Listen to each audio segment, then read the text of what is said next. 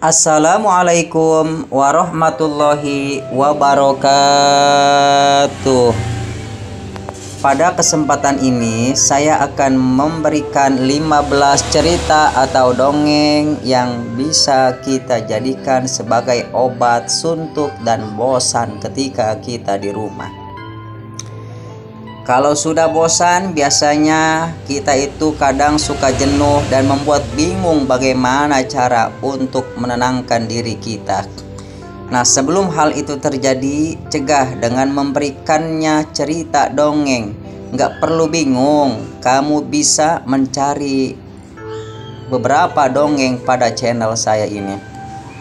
Dijamin Anda dan keluarga Anda, bahkan keluarga Anda yang lainnya, akan ceria setelah mendengarkannya. Dan jangan lupa bawakan cerita dongeng-dongeng yang lainnya, saksikan cerita dongeng-dongeng yang lainnya di beberapa channel kami. Tanpa basa-basi, yuk kita langsung dengarkan kisah dongeng yang pertama. Yang pertama yaitu adalah kisah atau cerita singa bodoh dan kelinci yang pintar. Suatu hari hiduplah seekor singa yang sangat serakah. Semua binatang di hutan takut padanya karena setiap hari ia selalu membunuh binatang lain untuk disantap. Tak peduli ia sedang lapar atau tidak. Binatang-binatang yang ada di hutan itu pun binatang-binatang yang ada di hutan itu pun yang mana mereka sedang dalam keadaan lapar memutuskan untuk menawarkan satu binatang yang sebagai santapan singa setiap harinya. Mereka menemui singa dan berkata, "Tuan, tolong dengarkan permintaan kami. Jika Tuan terus membunuh binatang-binatang di sini, maka tidak akan ada lagi yang tersisa, Tuan. Kami minta Tuan tetap di tempat saja. Setiap hari kami akan memberi satu binatang untuk disantap. Dengan demikian, Tuan tidak harus lelah berburu ke sana ke sini." Singa pun akhirnya menyetujui. Jadi setiap harinya akan ada satu binatang yang dipilih untuk dikirimkan kepada si singa. Kebetulan hari pertama kelinci lah yang terpilih. Tapi kelinci itu tidak mau menjadi santapan si singa. Dengan kecerdasannya ia berencana untuk membuat singa itu kelaparan agar bisa dibunuh. Sebelum memulai perjalanan menemui singa, kelinci bangun sangat siang. Dia berjalan pelan menuju tempat singa berada. Bahkan dia sempat tidur di jalan dan kemudian sampai di tempat singa menjelang malam hari. Singa menjadi sangat marah dan tidak sabar. Saat dia melihat seekor kelinci kecil, dia mengaum-ngaum. "Aku sudah menunggu seharian dan binatang yang dikirim ternyata kamu. Kamu terlalu kecil untuk kumakan. Aku harus memberi pelajaran untuk semua binatang yang ada di hutan sini." Kelinci kemudian menenangkannya. "Tuan, bolehkah aku mengatakan sesuatu? Binatang-binatang itu sebenarnya mengirim 6 kelinci untuk Tuan santap. Tapi di jalan mereka dimakan oleh singa yang lainnya. Padahal kami bilang Tuanlah yang menjadi raja kami. Tapi dia mengatakan kalau Tuan harus meninggalkan hutan ini. Kalau tidak, dia akan membunuh Tuan." Mendengar ucapan tersebut, singa menjadi sangat marah dan geram. Dia meminta kelinci untuk membawanya ke tempat singa lain itu agar bisa membunuhnya. "Dia tinggal di benteng itu, tuanku," kata si kelinci. Singa pun pergi ke sana dan melihat bayangannya sendiri di air. Dia mengira itu adalah singa lain. Dia mengaum marah dan mendengar gema suaranya yang dikira adalah suara singa lain. Dia melompat ke dalam untuk membunuhnya. Tapi kepalanya membentur batu dan dia terjatuh ke dalam air, kemudian tenggelamlah. Kelinci kecil itu pun berlari dan menceritakan ke binatang lain kalau dia sudah menyelamatkan hutan.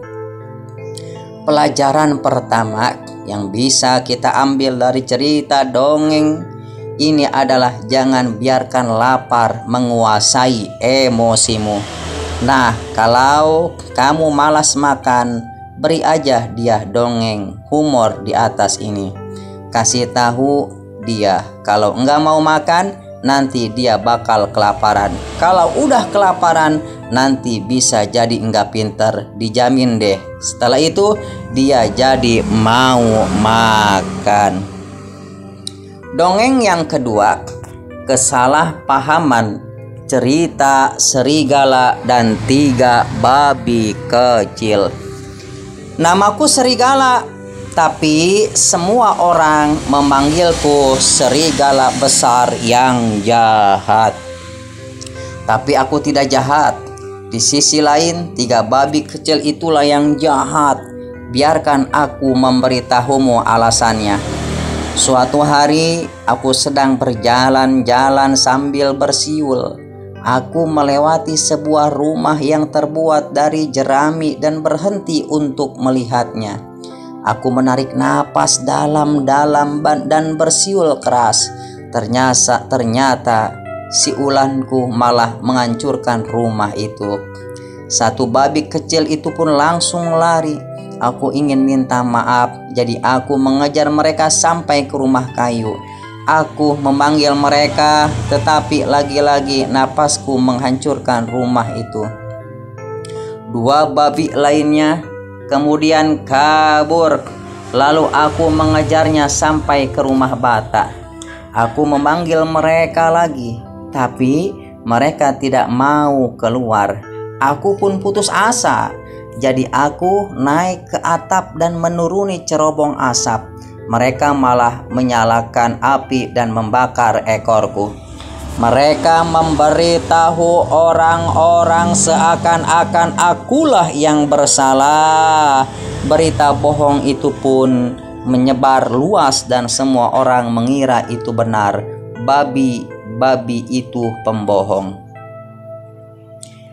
Hikmah daripada kisah serigala tersebut yang selalu dianggap jahat oleh orang-orang karena telah berbuat tidak baik kepada 3 babi kecil.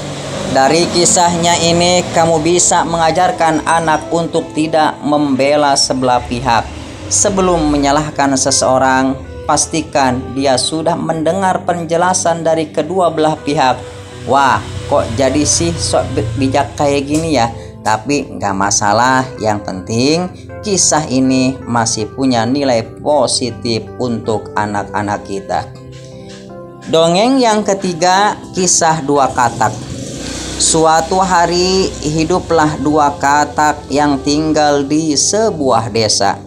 Mereka ingin pergi ke kota besar yang jaraknya sangat jauh. Mereka telah membicarakan keinginannya ini dari dulu kala. Dan akhirnya mereka berangkat untuk melihat kota. Hari itu adalah hari yang sangat panas. Dalam perjalanan mereka menjadi cepat merasa lelah. Mereka baru berjalan sebentar dan bertanya ke yang lainnya. Harusnya sudah dekat. Bisakah kamu melihat kotanya? Tidak, kata katak yang satunya. Tetapi kalau aku naik ke punggungmu, mungkin aku bisa melihatnya. Lalu dia naik ke punggung katak satunya untuk melihat kota. Saat mengangkat kepalanya, matanya hanya bisa melihat sesuatu yang ada di belakangnya, bukan apa yang ada di depannya. Jadi ia hanya bisa melihat desa yang baru saja ditinggalkan. Bisakah kamu melihat kotanya? Tanya katak yang ada di bawah. Iya, Jawab katak yang menaiki punggungnya. Aku bisa melihatnya. Kelihatan persis seperti desa kita. Kemudian katak-katak itu berpikir kalau tidak ada gunanya untuk melangkah lebih jauh, mereka kembali dan memberitahu katak di sekitar desa tersebut bahwa mereka telah melihat kota dan itu terlihat seperti desa mereka sendiri. Nah, pesan yang terdapat dalam cerita dongeng ini adalah untuk jangan mudah menyerah kalau sudah terlanjur memulainya. Biar enggak kayak dua katak ini, udah terlanjur melakukan perjalanan tapi malah menyerah begitu saja. Hal tersebut juga dikarenakan mereka hanya melihat sesuatu dari satu sudut pandang saja. Coba kalau dua hewan ini saling bergantian melihat, pasti gak akan seperti ini deh jadinya. Dongeng yang keempat, cerita angsa dan kura-kura.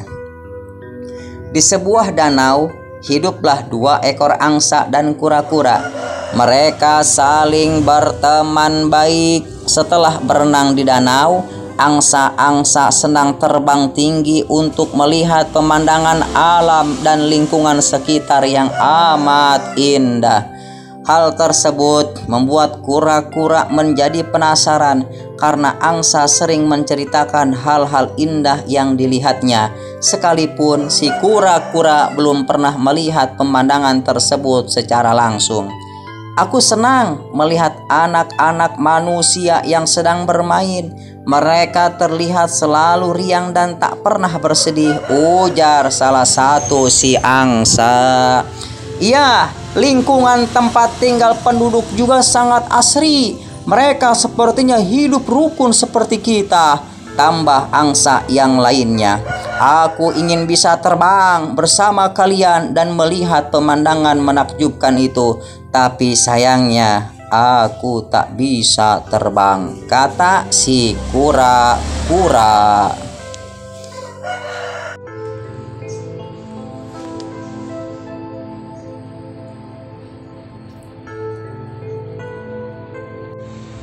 Melihat reaksi daripada si kura-kura, akhirnya para angsa-angsa itu merasa kasihan kepadanya. Mereka memikirkan ide untuk bisa membawa kura-kura terbang bersamanya. Aku punya ide. Kamu bisa ikut terbang bersama kami. Dengan sebatang kayu ini, kami bisa membawamu terbang. Bagaimana caranya? Tanya kura-kura penasaran. Gigitlah kayu ini, tapi dengan satu syarat, jangan sekalipun berbicara selama kita terbang. Jawab si angsa dan kura-kura pun menyetujuinya. Kedua angsa tersebut mencengkram batang kayu lalu kura-kura menggigitnya. Mereka bertiga akhirnya bisa terbang bersama-sama. Sampailah mereka di perkampungan warga. Kedua angsa dan kura-kura itu bisa melihat sekumpulan anak-anak yang sedang bermain. Lihat ke atas, ada dua angsa yang membawa terbang kura-kura. Mereka lucu sekali ya, teriak salah satu anak. Lantas semua anak-anak itu mendongkak ke atas dan melihat kedua angsa dan kura-kura. Kemudian mereka pun ikut tertawa. Mereka ditertawakan, kura-kura pun merasa tersinggung. Dasar anak-anak nakal, teriak kura-kura. Namun dia lupa kalau tak boleh bicara sepatah pun selama terbang. Karena hal itu akan membuat gigitannya lepas dan akhirnya terjatuh. Nah, lalu apa hikmah daripada kisah tersebut? Bahwasanya kalau masih suka ngeyel, coba berikan dia berita. Kalau masih dia ngeyel, nanti dia pasti menyesal. Kalau masih enggak mau dengerin, nanti dia bisa sial kayak si kura-kura. Udah dibilang jangan ngomong, malah ngomong. Jadinya jatuh kan. Dongeng yang kelima, kisah kelelawar. Suatu hari ada sebuah perkelahian hebat antara binatang buas dan kawanan burung. Kelelawar ada di pihak burung. Dalam pertarungan pertama, burung-burung dipukuli dengan parah. Setelah kelelawar melihatnya, dia merayap pergi dan bersembunyi di bawah kayu. Ia tinggal di sana sampai pertarungan itu selesai. Saat semua binatang pulang, kelelawar menyelinap di antara mereka. Setelah mereka pergi jauh, mereka melihatnya dan bertanya satu sama lainnya, "Bagaimana ini? Kelelawar adalah salah satu dari burung yang melawan kita." Mendengar itu, kelelawar pun berkata, "Oh tidak, aku adalah salah satu dari kalian. Aku tidak memihak pada burung. Pernahkah kamu melihat salah satu dari burung-burung itu yang mempunyai gigi dan rambut sama sepertiku?" Mereka tidak mengatakan apapun dan membiarkan kelelawar tetap bersama mereka. Segera setelah itu ada lagi pertempuran lain yang dimenangkan oleh para burung. Saat pihak kelelawar dipukuli, ia menyelinap lagi di bawah kayu. Setelah itu, para burung pun pulang dan kelelawar itu ikut bersama mereka. Ketika mereka menyadari keberadaannya, mereka berkata, "Kamu adalah musuh kita. Kamu adalah musuh kita. Kami melihatmu telah menyerang kami." "Oh tidak," kata kelelawar, "aku adalah salah satu dari kalian. Aku bukan salah satu dari binatang." Itulah beberapa kisah atau dongeng yang bisa kami sampaikan. Semoga terhibur. Wassalamualaikum warahmatullahi wabarakatuh.